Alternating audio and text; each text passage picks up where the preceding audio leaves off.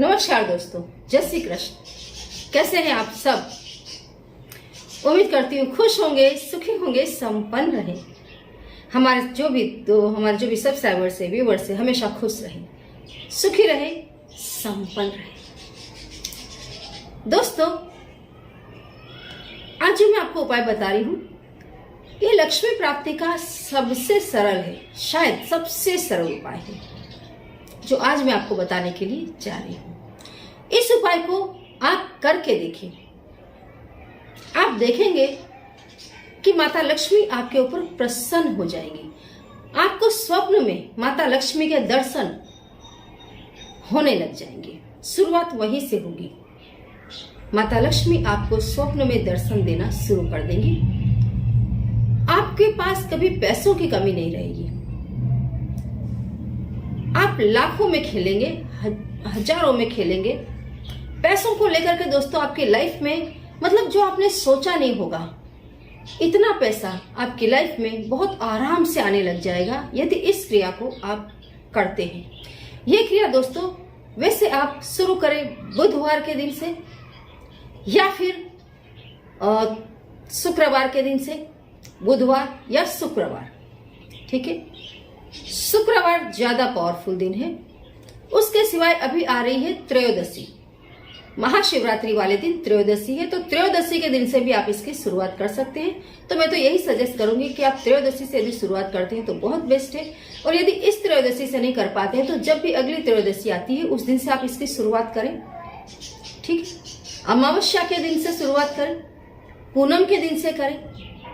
ये तमाम दिन, जैसे कि रवि पुष्य नक्षत्र है, गुरु पुष्य नक्षत्र है, तो भी बहुत बेस्ट है। होली है, बहुत बेस्ट है। काफी डेज जो बहुत ही शुद्ध है, पवित्र है, आप उनमें से किसी भी दिन से इस चीज की शुरुआत करें और इन दिनों में करते रहें, ठीक है। यदि कभी स्किप हो जाता है तो टेंशन मत लें कि नहीं मैंने इस शुक्रवार को नहीं किया या मैंने इस बुधवार को नहीं किया है, कोई बात नहीं है। जब जब आपको याद आता रहे तब तब आप इस उपाय को करते रहें। आपकी जिंदगी में बाहर आ जाएगी, आपकी जिंदगी बन जाएगी। आपको दोस्तों, जैसे कि मैं आपको पहले बता दूं इस चीज को कि माता लक्ष्मी सबसे ज्यादा प्रसन्न होती है गुलाब। यदि आप माता रानी के सामने गुलाब का इत्र माता रानी को छांटते हैं पूजा के समय, माता रानी के सामने आप गुलाब की अगरबत्ती जलाते हैं, गुलाब की धूप बत्ती जलाते हैं, माता रानी को यदि आप गुलाब जल से स्नान करवाते हैं, यदि आप अपनी चौखट पर गुलाब जल छाटते हैं, माता रानी को आपके घर में आना है और आना है।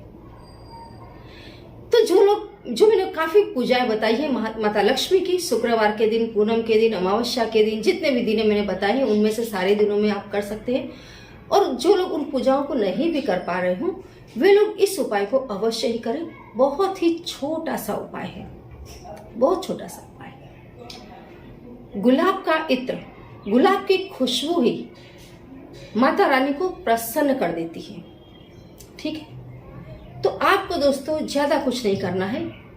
या तो आप गुलाब का इत्र ले लें या फिर गुलाब जल ले लें और सोते समय आपको ये छोटी सी क्रिया करनी है। आपको एक तांबे के लोटे में या फिर चांदी की छोटी सी लोटी में आप जल ले लें। जल में थोड़ा सा गुलाब जल डाल दें और उसे आप अपनी छत के ऊपर फेंक दें और थोड़ा सा गुलाब जल आप अपनी चौखट पर डाल दें, ठीक है।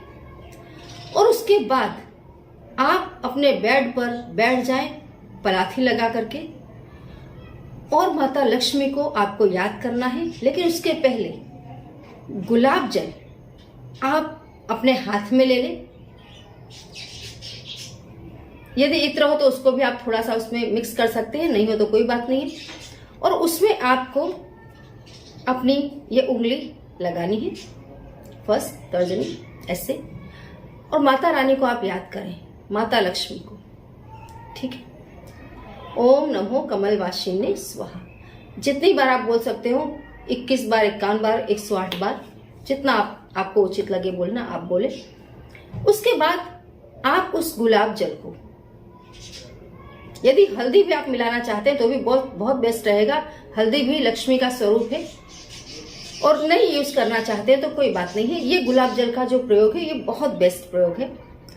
आप थोड़ा सा गुलाब जल लें, मतलब पहले आप 1 उंगली डालें और माता रानी का आप मंत्र बोले, उसके बाद 5 उंगली उसमें आप डाल दें और उस गुलाब जल को आप अपने दोनों ओष्ठ पे लगाएं, नासिका में, कान में, आंखों में, शिखा पर, और उसके बाद उसको आप अपने दोनों कंधों में लगाएं, अपने हृदय में, गर्दन में, हृदय में, कंठ स्थान में, हृदय में, और उसके बाद जो भी जल बचता है उसको आप बहुत अच्छे से अपनी 5 उंगलियों में ले लें और अपने नाभि में लगाएं। ऐसे लगाएं कि नाभि में गुलाब जल दिखाई देना चाहिए कि आपने डाला है। थोड़ा सा ही लें और उसके बाद आप अपनी 5 उंगलियां अपनी नाभि में कुछ देर के लिए लगाएं और माता लक्ष्मी का मंत्र बोलते रहें।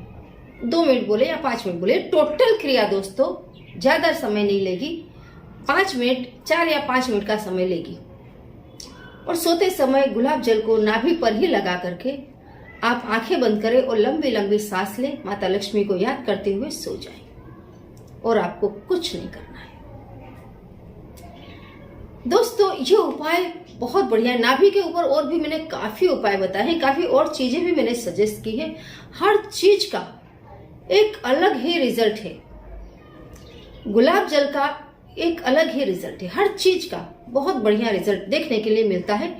और गुलाब जल बाजार में मिलता है, बहुत आसानी से अवेलेबल हो जाता है। आप थोड़ा सा गुलाब जल मतलब 1 बोतल लेकर के रख ही ले और इस क्रिया को आप सिर्फ करना शुरू कर दे। कोई पूजा पाठ तंत्र मंत्र की आवश्यकता नहीं पड़ेगी। सिर्फ इस उपाय को करें और 5 मिनट माता रानी का आप ध्यान करें सोते समय। और फिर से बता दूं, छत पर थोड़ा सा डाल दें और थोड़ा सा अपनी चौखट में डाल दें, ताकि जब रात को माता लक्ष्मी आपके घर में प्रवेश करती हैं तो चौखट पर गुलाब जल उनका स्वागत करे। दोस्तों बहुत बहुत बढ़िया रिजल्ट आपको देखने के लिए मिलेगा। यदि आप इस प्रयोग को करते हैं तो इतना खास आप ध्यान रखें कि कोई भी व्यक्ति दरवाजे के आगे अपना बेड लगा करके ना सोए। काफी लोगों को फर्श में सोने की आदत होती है और वे लोग दरवाजे के आगे जो एंट्रेंस होता है उसके आगे ही अपना फर्श में अपना बिस्तर डाल करके सो जाते हैं। तो मैं आपको बताऊं कि यदि आप कोई कभी अनुष्ठान भी करते हैं, घर में कोई पूजा पाठ करते हैं, तो इतना याद रखें दोस्तों कि हमेशा रात के समय देवी देवता है, आपके पितृ हैं, आपके घर में आते हैं। तो जो पितृ आते हैं वो लोग भी जब आप ऐसे बीच में सोए हुए होते हैं तो उन्हें डिस्टर्ब होता है। जो आपकी कुल देवी है, आपके घर के देवी देवता है, वे भी रात को आपके घर में आते हैं। और जब आप ऐसी कोई पूजा करके सोते हैं तब तो वो आते ही आते हैं। और उस समय यदि दरवाजे के आगे कोई सोया हुआ मिलता है तो इन उपायों की गलत असर होती है। वही चीजें जो आपको आशीर्वाद देने के लिए आई होती है, वही चीजें आपको श्राप देकर के चली जाती है। कई बार ऐसा होता है कि आप लोग कितने ही उपाय, अभी कुछ शायद मैंने कमेंट देखी थी, उसमें उन्होंने लिखा था कि मैडम मैंने आपका नंबर लिखा लेकिन मेरे पास पैसा आया नहीं। मेरे पास से पता नहीं कुछ 15,000 या 20,000 कुछ लिखा हुआ था, इतना पैसा सडनली चला गया। तो आप ये तो मानते हो कि नंबर काम कर रहा है, आया नहीं पर चला गया। तो चला क्यों गया? आपने कहीं न कहीं कोई न कोई भूल कर दी, कोई ऐसी भूल कर दी जो जिस चीज को प्लस बना रही थी उसी को माइनस कर दिया। अभी तुलसी के क्यारे की मैंने एक वीडियो डाली थी, उसमें भी काफी एक व्यक्ति बार बार कमेंट उसकी आ रही थी कि उस लड़की ने उस उपाय को तो किया लेकिन उसके बाद वो सिक्का गमले से निकालना भूल गई। मैंने उपाय बताया था कि यदि आप चाहते हैं कि आप पीरियड में ना हो तो आप तुलसी के गमले में 1 रुपए का सिक्का गाड़ दें। जब यदि आपके घर में कोई पूजा पाठ है, आपको कहीं बाहर जाना है, तो बिना किसी दवाई के आपका पीरियड उतने दिनों के लिए रुका रहेगा। जब आप वापस आ जाते हैं या आपकी घर में जब पूजा कंप्लीट हो जाती है तो आप उस सिक्के को निकाल लें। उस लड़की ने सिक्का लगा दिया, पूजा पाठ हो गई, सब कुछ कंप्लीट हो गया। वो लड़की सामान लेकर के अपनी मम्मी के घर वापस आ गई और वहां उसने सिक्का नहीं निकाला तो उसके पीरियड में होना ही बंद हो गया। तो इन चीजों की दोस्तों गलत इफेक्ट हो जाती है। आप लोग कभी भी किसी भी क्रिया को, मैं बार बार कहती हूँ कि पूछें। यदि कोई क्रिया ऐसी हो जो आपकी समझ में ना आ रही हो तो उसे कमेंट बॉक्स में लिखें और पूछें, ठीक है।